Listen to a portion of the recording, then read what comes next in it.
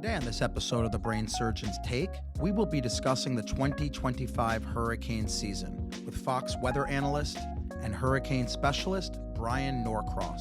Find out what experts are predicting for the upcoming months in South Florida, the Caribbean, and Gulf of Mexico. How many total storms will we have?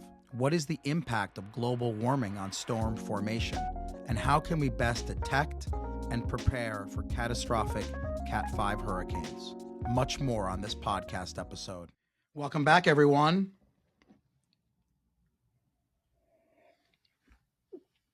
Here's my take on Bryan Norcross. He is the perfect person to help us take a close look at what is expected to be one of the most active and potentially dangerous hurricane seasons in recent memory, 2025. Ocean temperatures across the Atlantic and Gulf are already breaking records. We're seeing a rapid transition into La Nina, a setup that historically leads to more frequent and intense storms. Communities up and down the coast are on high alert, and the big question now is, are we ready? To help us break it all down, we are joined by one of the most trusted voices in tropical weather, Bryan Norcross. You probably know him as the man who guided millions through Hurricane Andrew back in 1992. But he's also spent decades as a broadcasting meteorologist, hurricane specialist, and storm communicator. Bryan will help us unpack this season's unique setup, what the long-range forecasts are really telling us, and how advances in technology and communication are shaping the way we prepare for storms in the year 2025. Whether you're a hurricane-prone area or just want to understand the science and stakes of this season, this conversation is one you don't want to miss. Listen up as we discuss the 2025 hurricane season. Check it out. Hey, Bryan, how are you? All right, Ricardo, good to see you. Good to see you as well. Very excited to have you on the podcast to talk about the 2025 hurricane season. And as one of the legends of meteorology, I'm looking forward to your input and see what your views are on the upcoming few months. Okay. Well, let's get right into Live it. up to that. Okay. Yes.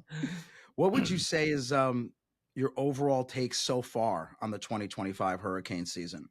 Well, it's very different than 2024 and 2023 when we had extremely warm, record warm water temperatures in the tropical Atlantic extending all the way over to Africa. The Caribbean is warmish, a little above normal, but not as much as it was. The Gulf is above normal. It sort of always is. But the Eastern Atlantic is a mix, depending on exactly where in the Eastern Atlantic. So generally, the overall weather pattern and the ocean pattern especially is more like a long-term average than it is superheated like we saw the last couple of years. So that's why you see in the seasonal forecast the numbers are lower this year, just based on the fact there's less energy in the ocean. Well, that's good news so far. There's a lot of talk about El Nino and La Nina shifting. How has that impacted storm formation? Well, when there's an El Nino, and what that means is there's a area of Pacific Ocean water southeast of Hawaii that they look at. And by a lot of analysis, they've determined that in this box that you might see called the 3.4 box, it just happens to be a slice of equatorial Pacific Ocean. When the water there is unusually warm, because the Pacific is so big, that warm water makes air rise, and it happens to make it rise in a place that when it comes down over the Atlantic and tends to squash hurricane activity and make stronger upper level winds over the Atlantic. So that's El Nino when it's warm. La Nina is when the water in that box is cool. It sort of does the opposite. It makes the air rise generally over the Atlantic, and that encourages thunderstorms in systems to develop, and we tend to get more storms, especially when you get the extremes. When it's in the middle, which is what it is now, then it doesn't have that much effect. The bigger effects are caused by regular weather pattern changes over the Atlantic. And what's happened over the last few weeks, I guess, is that the water has headed toward a La Nina. It seems to have stopped that. What causes this? And the ocean, the Pacific Ocean is huge, obviously much bigger than the Atlantic. And when the weather pattern is such that the winds blow from east to west, in other words, from like Mexico over toward Asia, and if they get extra strong, they kind of push the surface water that way, and that lets cooler water come up from underneath. Upwelling, it's called. So if that persists, then we get that cooler water there. And we had a burst of strong winds that seems to have cooled that part of the Pacific a bit. That seems to have arrested, but got everybody thinking, oh, maybe we are going to get La Nina later in this hurricane season. And a number of things indicate, because we're starting with a cooler Atlantic and then this La Nina, El Nino thing, but it would only be La Nina. If this were to come together, it would be more likely late in the season, more likely, late September, October, maybe even into November. It would seem like if things are going to become more conducive, it would be in that time frame as opposed to in August, for example. God, so many moving parts and so many things Mhm. to take into account. Everyone talks about global warming, climate change. Are we seeing the fingerprints of that this year? Yeah, we see that with everything, but the main fingerprints we see most often, and we've seen it in this flooding, is that there's just more moisture in the atmosphere. When you take air and you heat it and you put moisture into it, it holds more moisture. So when you have a mechanism to rain that out, that rain is going to be heavier than it would have been. So that is a fingerprint of a global of a warmer planet, and that is going to continue. The other fingerprint we have, which we don't know if we're going to see it in action this year, is that sea level is higher than it was 30 years ago, or when Hurricane Andrew happened, for example. So we would just expect, everything else being equal, that storm surge would be another bit higher, and maybe it's inches higher, maybe it's 3 or 4 inches higher.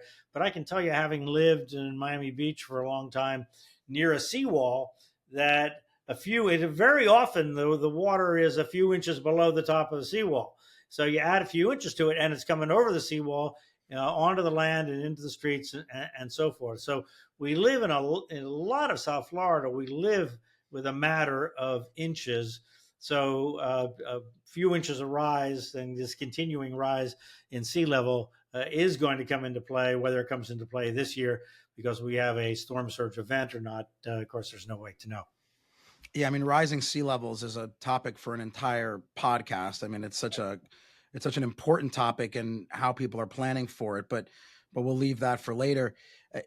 What would you say? How does this season compare to some of the more memorable hyperactive seasons? For example, 2005 was really active. 2020 was also super active. How would you compare this season to those? Well, we don't expect it to be hyperactive in that sense. I mean, hyperactive doesn't take that many storms actually to technically meet that definition, but I understand what you mean, up in the 25 to 30 named storms.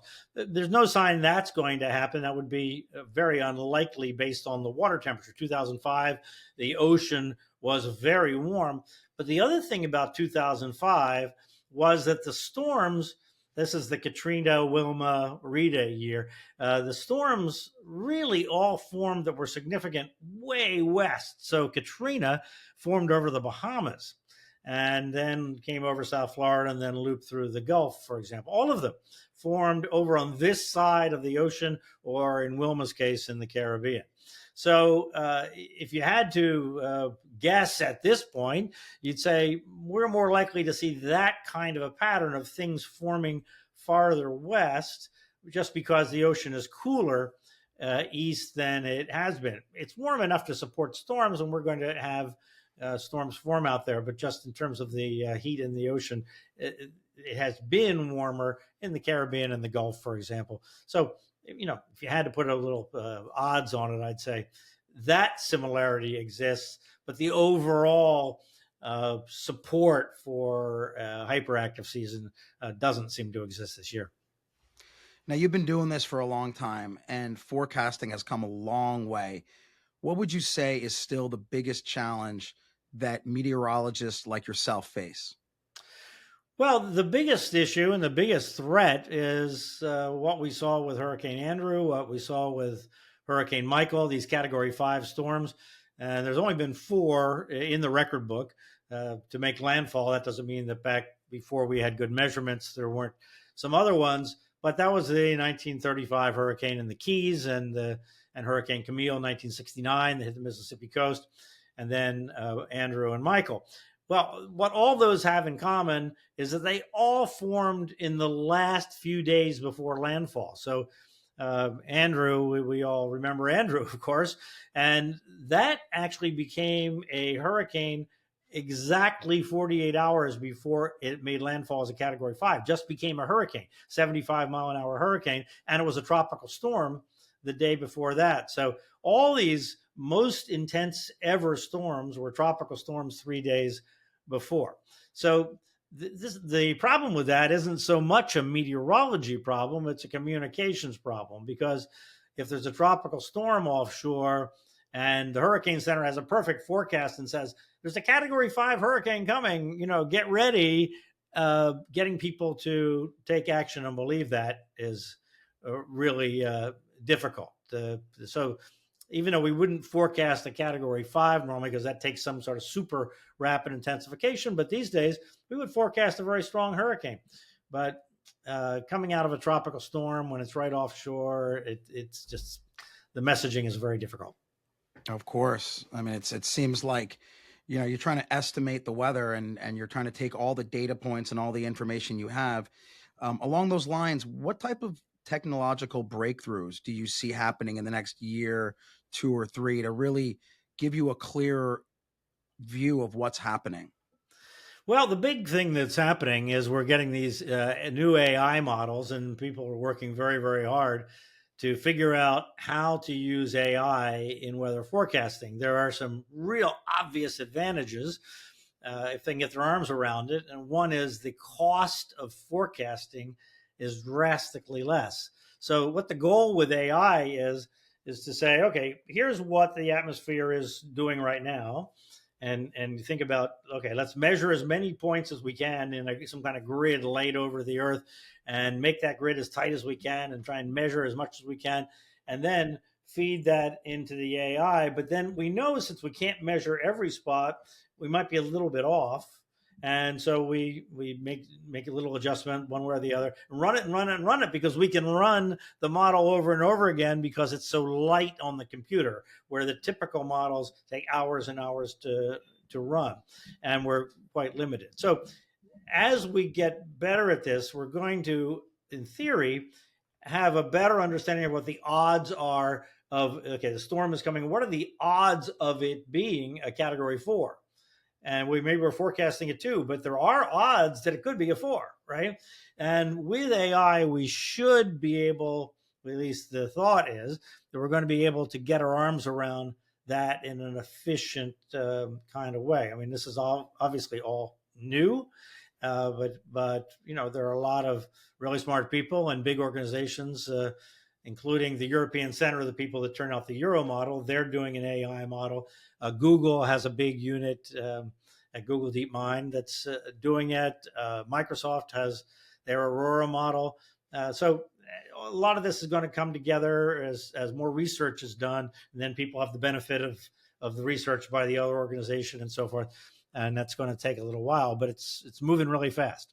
And I look at the AI models every day now to as much to understand their limitations and their advantages than to make a forecast. But it's a dramatic new frontier, as it is in medicine. The Oh my God, question of how absolutely. AI and imaging is going to go together, and understanding that will change a lot, and how MRIs and X-rays and all that are read, I'm sure.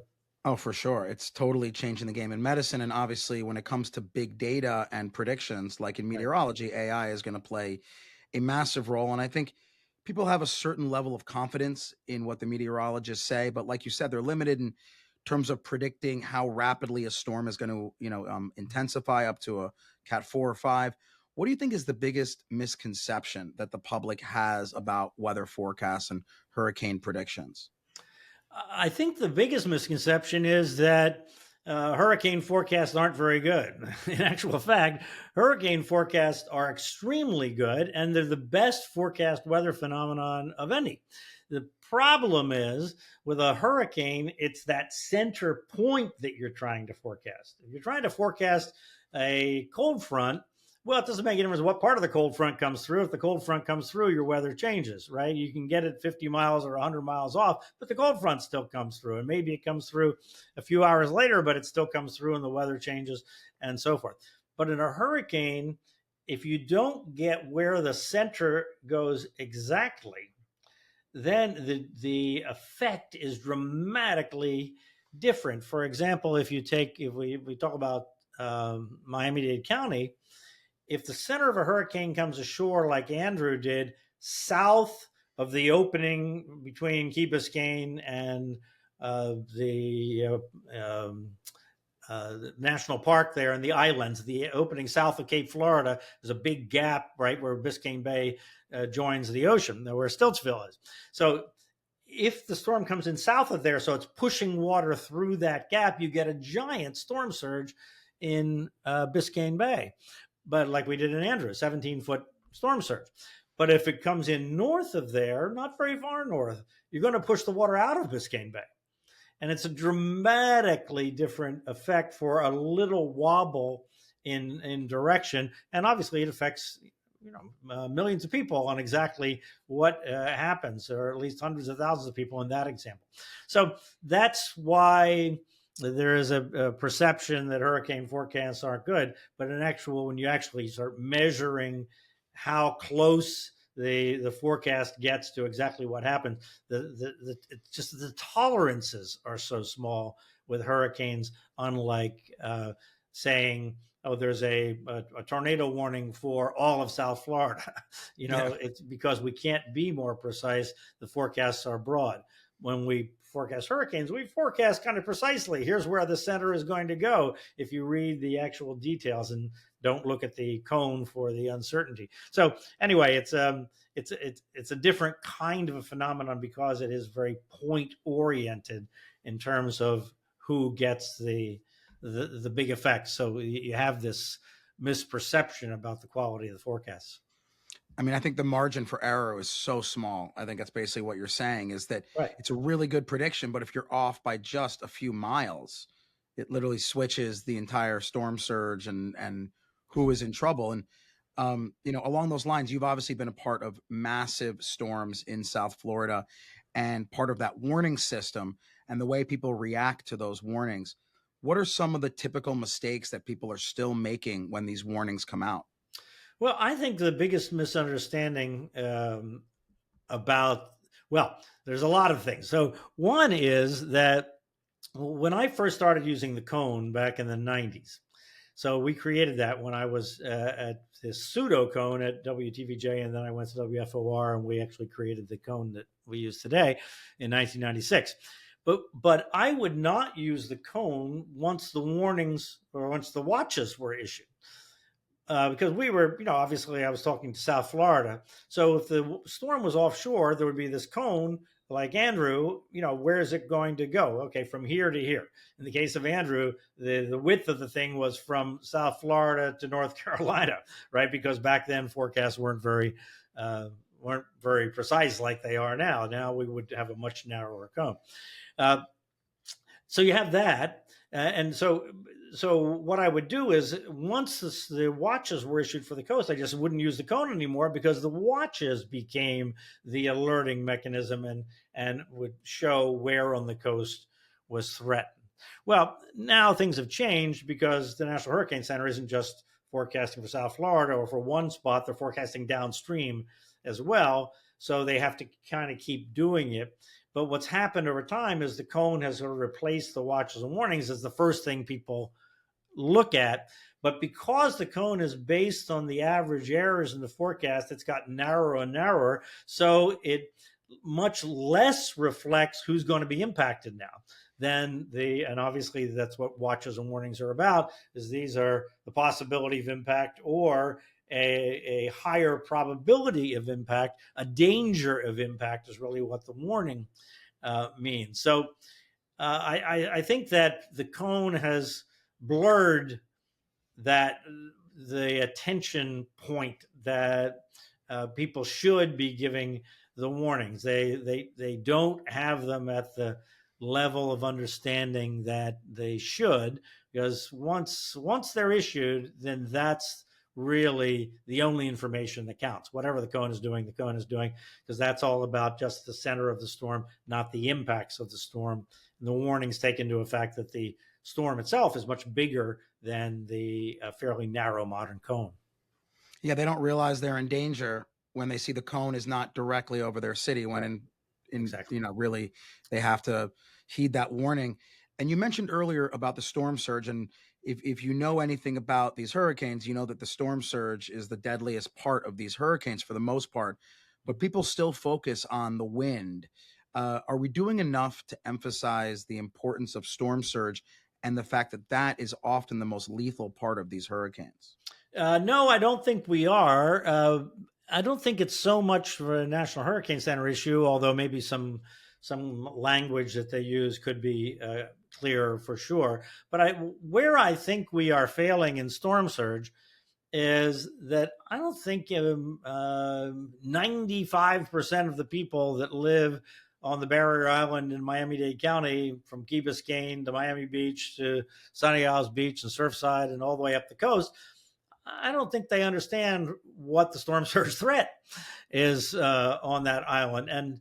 And in Louisiana and in coastal Louisiana and in Mississippi, what they do is they have these poles around, and they say,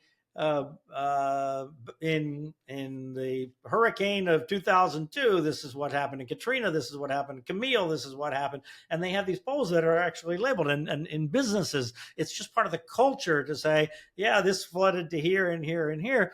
And so over time, people that live there realize, oh, wow, this is a storm surge zone. And if they start talking about something that compares to the Miami hurricane in 1926 or Hurricane Andrew or something like that, now I have an idea what they're talking about and how it relates to my community here. So I think that that's missing from our culture here, and the culture along the Florida coast, to like remember storms of the past and indicate if that storm happened again, what we would expect today.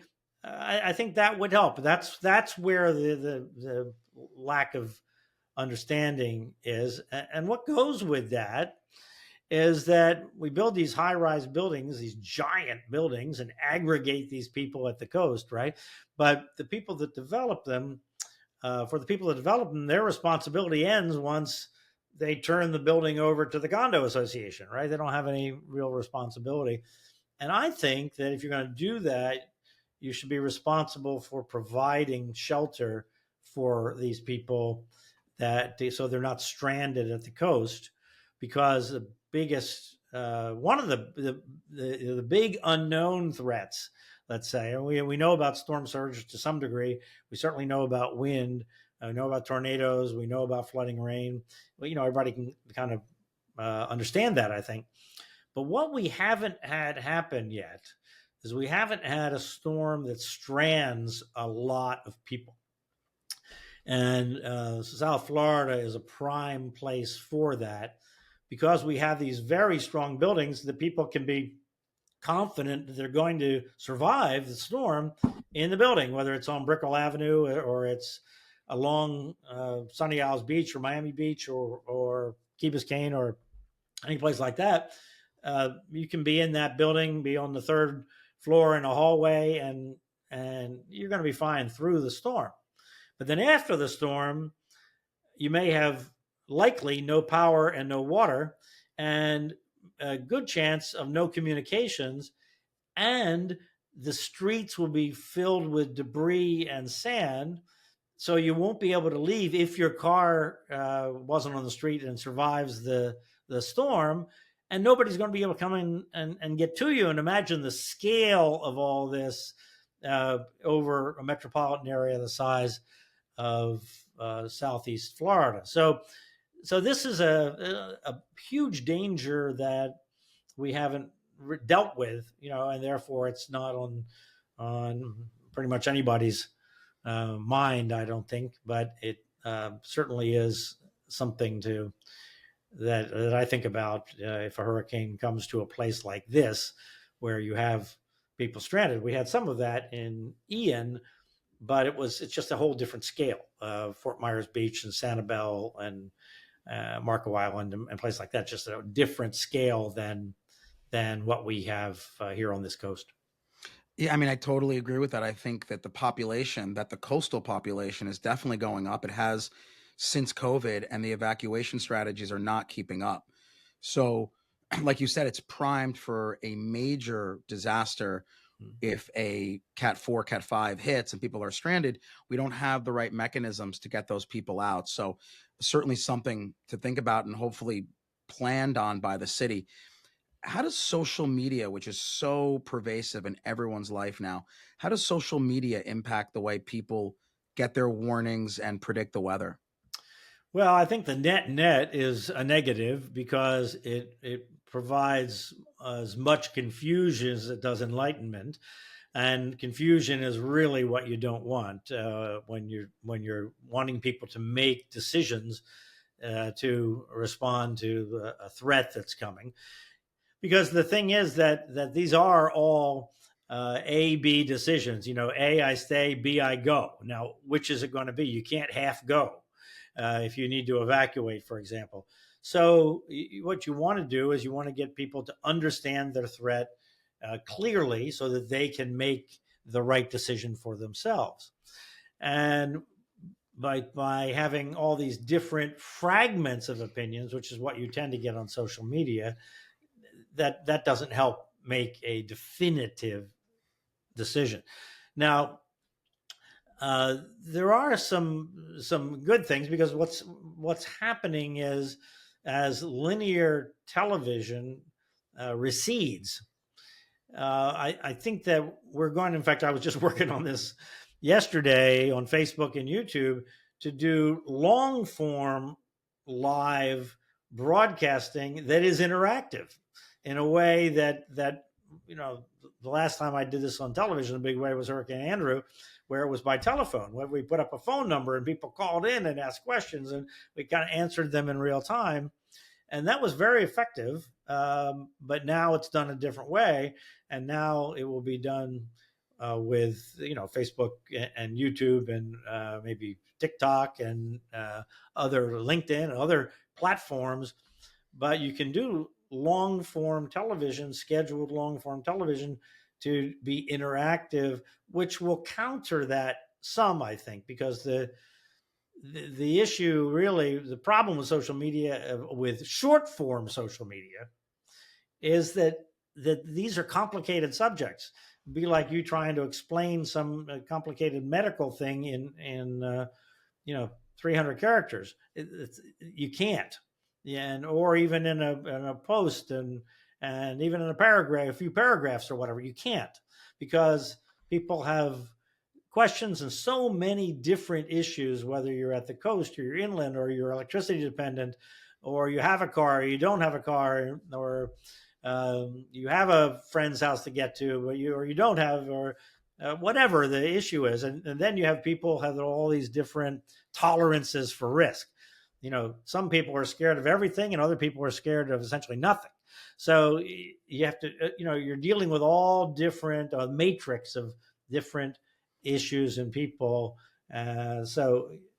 This is really a long form discussion to get people to understand the threat and their risk. And so we're moving in some new directions, like the fact of what we're doing here. This kind of thing, when a hurricane threat materializes, I think is going to be, in some sense, the new broadcasting. Although broadcasting is not dead, lots of very good people still doing TV, and I do this on Fox Weather, but we'll combine that with what we're doing here, and this kind of thing that will be more interactive as well. So we're moving in a better direction, but I don't think we're in a place that is as good as we were 33 years ago at Hurricane Andrew, where people turned on the television, they got the information from what they considered an authoritative source, not just me and our television station, but the National Hurricane Center, National Weather Service, and so forth. They got that, they had confidence in it, and they heard it over and over again over a long period of time, like all day. They just they got it, and they got comfortable with what they knew, and then they felt more comfortable making decisions. So that night before Andrew hit, people were confident that they were in a safe place. Yes, they were nervous a big hurricane was coming, but they felt like they were informed, and they knew that they had made decisions, and they were hunkered down or whatever. I mean, it was worse than any of us ever imagined it would be. But I mean, most people survived. We lost 15 people that night in that incredible storm. We could not communicate today in that same way with the mechanisms that we have, where people don't have portable radios. So listening to long form things once the power goes out is much more difficult today. So information is not, information.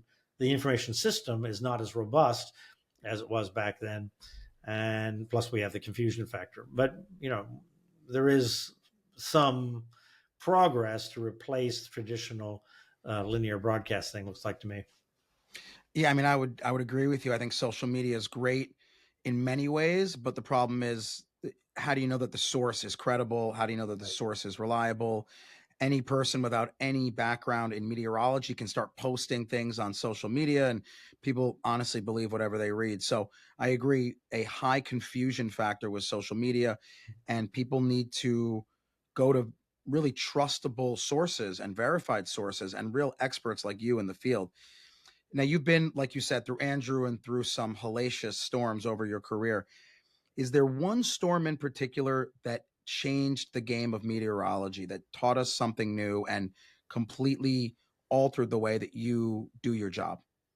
Well, it was Hurricane Andrew, actually, that really was the first modern hurricane. In 1989, so 3 years before Andrew, there was Hugo that hit Charleston, South Carolina, or the Charleston area. It hit just north of Charleston, so kind of spared the city. The city got about a Category 2, but it knocked essentially all the media in Charleston off the air.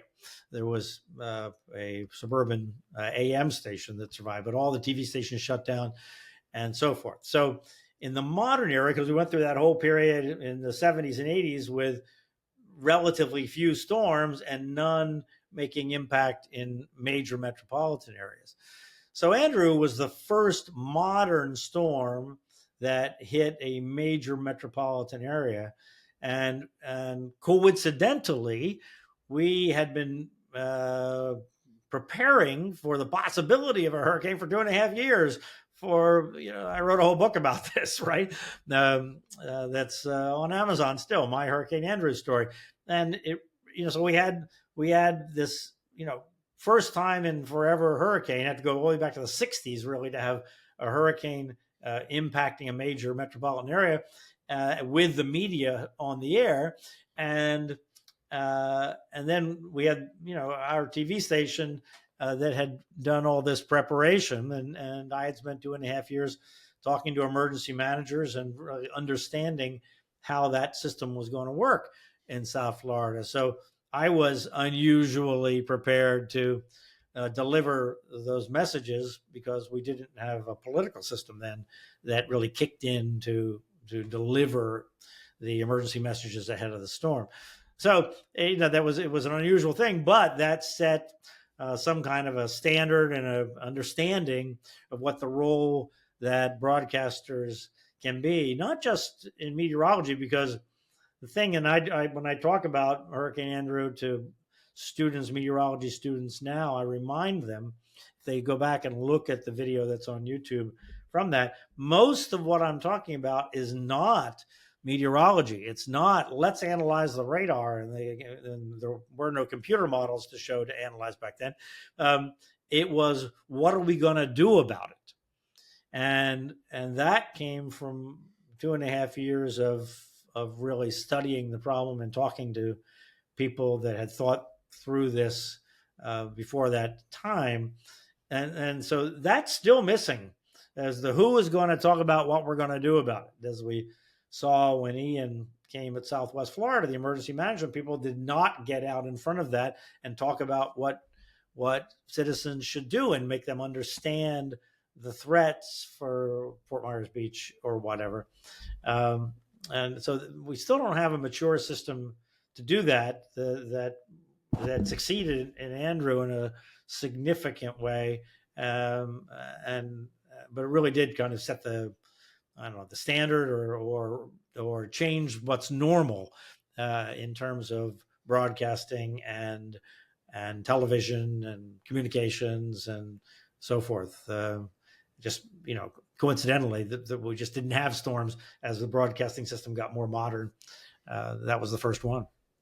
Yeah, I mean, and I'm glad you brought that up about you weren't just talking about meteorology, you were talking about what we're going to do about it. And that's always been one of your strong suits is practical information, not just scientific information. And I think people like the science, but they definitely need the practical information. That's always been something you've offered.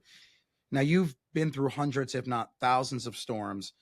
Funny question, but what's been your favorite storm name out of all the ones that you've seen in your career? Is there one that sticks out?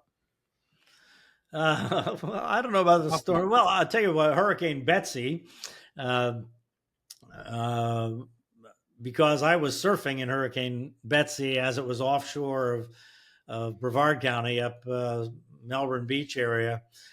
So that was indelible in my mind. That was 1965. And I almost didn't make it. I was a gymnast back then. So I was able to swim in against the incredible forces of the tide coming out with the hurricane. But Betsy has a warm spot in my heart because of that. Now, it was it was not good. It was a big storm in South Florida, in Miami, especially in the Keys, and then it was a horrible storm in New Orleans, and really was the precursor to what happened in Katrina later. A lot of what happened in Katrina happened to Betsy, and they built the flood walls because of Betsy, and they didn't do it right, and then Katrina toppled them, the ones that were post Betsy. So in any case, Betsy, I guess, is a Yeah, so you were one of those one people that that sticks in my mind as it's being every time there's a dynamic. hurricane coming or even like a tropical storm, they show the people surfing, and I'm always like, what Right. are those idiots doing? And that was you back in 1969. 65. Yeah. 65. Yeah. That was me. But, and I said actually, uh, in many hurricanes, I said, forget the surfers. The surfers will take care of themselves for the most part.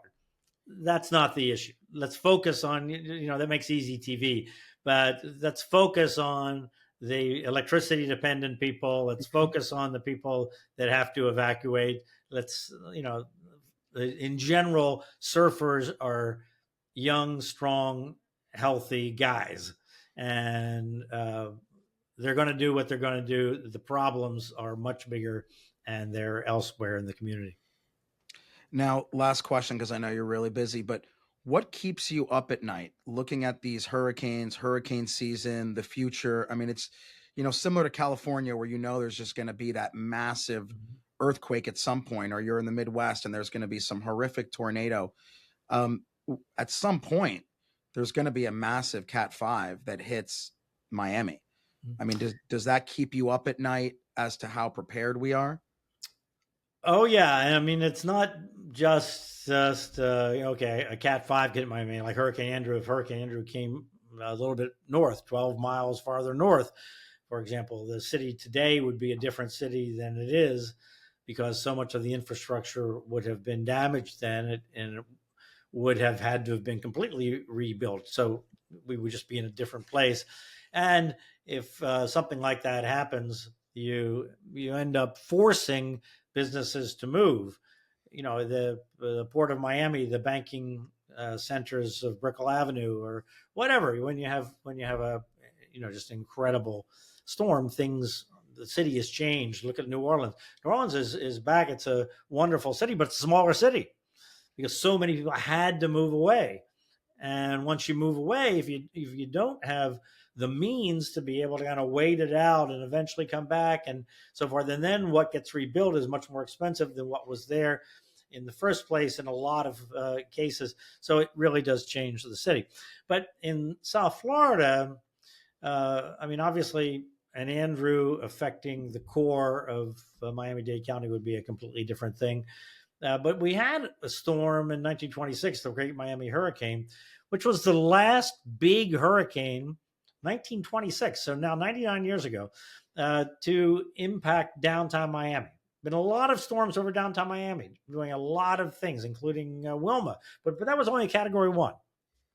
1926 was a huge Category 4 that not just went over downtown Miami and twisted skyscrapers and so forth, which we wouldn't expect to happen today. The buildings are built spectacularly well, but the water came over Miami Beach, the ocean water all the way over Miami Beach, so put the beach kind of deep in sand and did damage all up and down the coast, obviously, but it took out Hollywood and Dania. It flooded downtown Fort Lauderdale up to about 6 feet. It flooded downtown West Palm Beach. Wow. Or yes, West Palm Beach, Clematis Avenue. There's film of the water coming in there. So this was a giant hurricane. You know, we're just not used to, we don't think of storms of this size.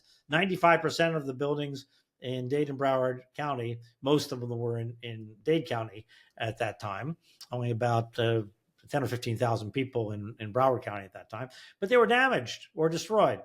So it would be very different now in the modern city, but it would be hellacious because we would have the damage would be so widespread that roads would be closed over this vast area affecting hundreds of thousands of people kind of trapped where they are.